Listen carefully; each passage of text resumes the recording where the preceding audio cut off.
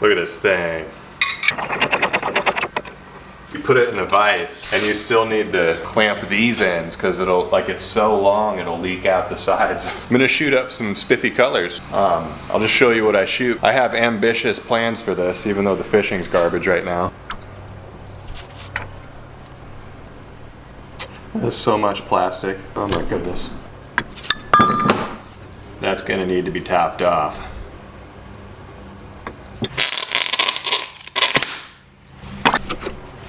Wide angle here.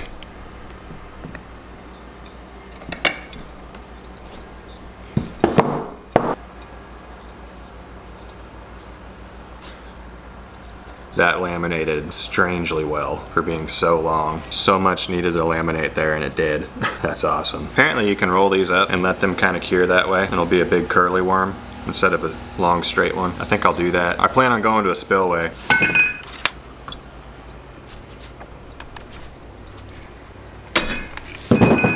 Sparkly electric chicken. It's gonna be a good one.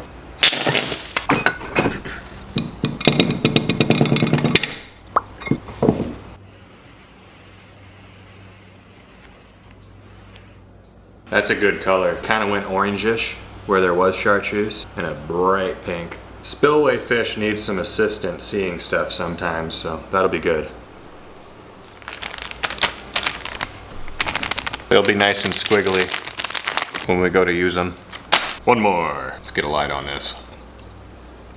Translucent fluorescent red. It's kind of jelly red with a little bit of a, I don't know, sparkly green up there. Laminated nicely. Break it up a little bit with that sparkly green. That's good. I feel like worms register to fish as this helpless, completely free, they have to put in very little effort to get kind of meal. To the point where even the big seasoned veteran fish are like, oh yeah, I'll eat that.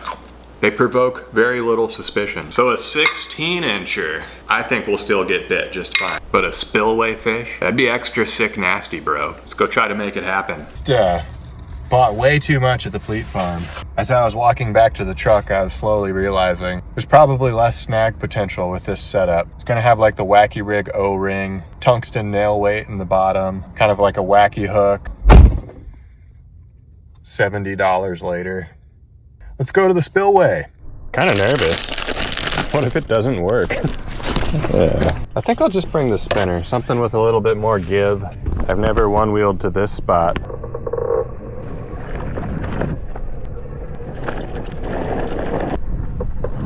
Oh, I just about biffed.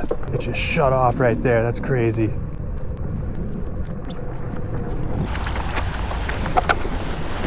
Okay.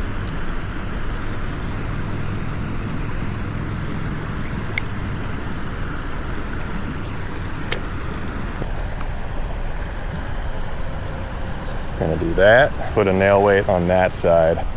I often fish with a lot of goofy doofus stuff, big hard baits, you know, but I feel pretty goofy fishing with this here. Kind of confident though. Big 3/0 Wacky Rig hook.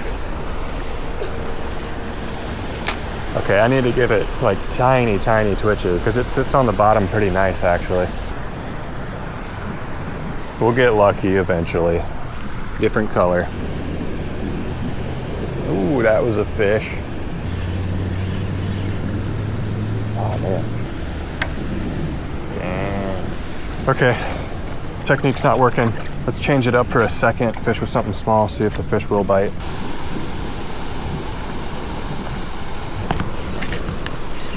Got one. It's a tiny hook on a 1.7. Maybe that's what was taking hits at my worm. Good old white bass. It's official. I don't think they could eat my worm. You know? It's just not the right mouth.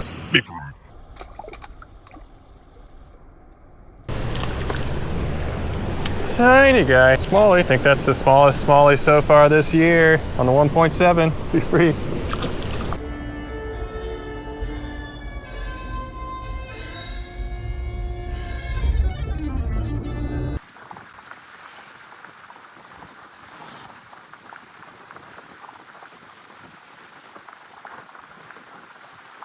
We're at the ditch, of course. There's no current. It's still the river. Let's try the ditch. before we go to a spillway. We'll go to a spillway, but ditch next needs to be.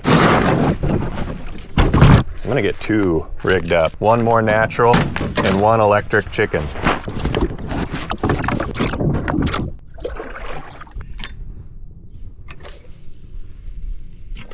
Man, this is a different kind of fishing than I'm used to. You kind of just have to let it sit and twitch it.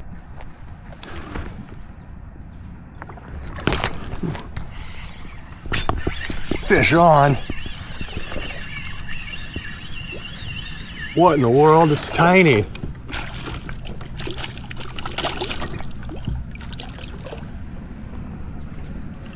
We did it! Largie. First one. It's half of the worm is almost the full length of the fish. The skunk is out of the way. What else can we get? And my worm is perfectly fine. That little O-ring really helps. That fish was hooked perfect. That is so promising. Oh, oh, oh, oh. Oh, wood. We got it. It's like a primordial soup back here. There's gotta be something in it. We're gonna be the founders of a new species here. Oh, that was a fish. I lost the bait. Dang it, dang it, dang it. I am going to resort to assuming that the fish that take my bait are not even big in the first place. It's not even a 10-pounder, I don't want it. It's a pretty weedless setup when it's down there. I get to the top and I scrape some stuff off the top, but for bouncing on the bottom as much as it does, it is staying out of trouble. Oh, that was another one. Dang it.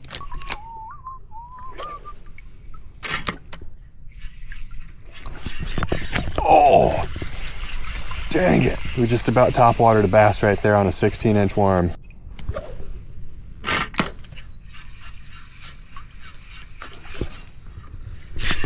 Got him.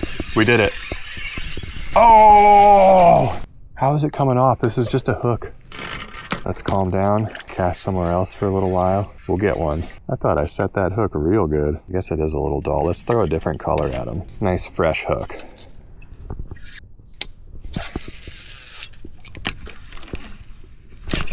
There we go.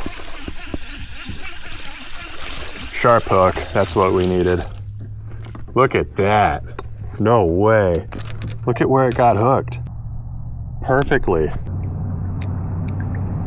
Okay, even smaller. Wow, I switched up the color and I ran it across the top right there. And boom! Well, actually, more like boink.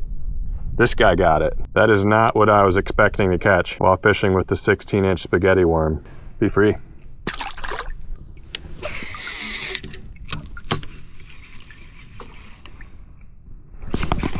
Little bass are stacked up.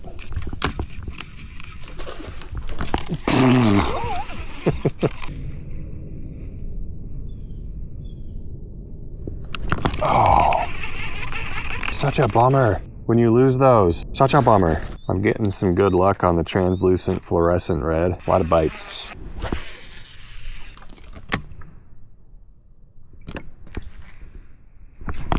Fish on.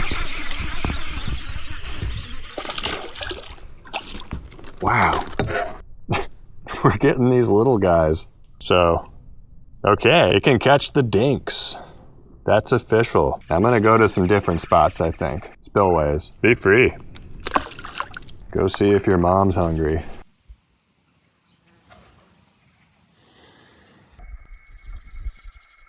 Well, we made it happen. Their mouths are like that, you know, it's crazy they were able to get the hook in it, and we caught some. They must hit the part of the worm that moves the most, where the hook is, you know, every time you twitch it. I don't know. So that was a 2-hour drive.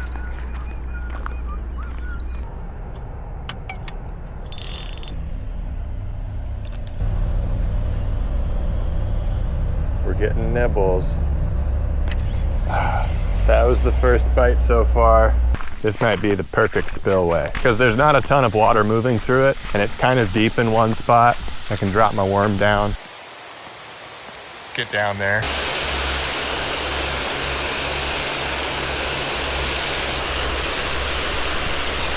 Fish on. Don't come off. This is a spillway fish. Oh, it came off. I think I snagged it.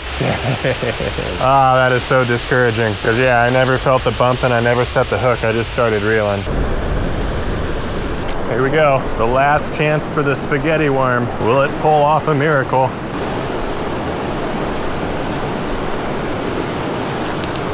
Oh, did you guys see that hit? Dang it. That was close to having a spillway fish. That's all I want is a spillway fish on a 16-inch worm. Is that asking too much? Probably. That's what I thought. I thought I heard somebody yell, and I saw you over there. On the other side.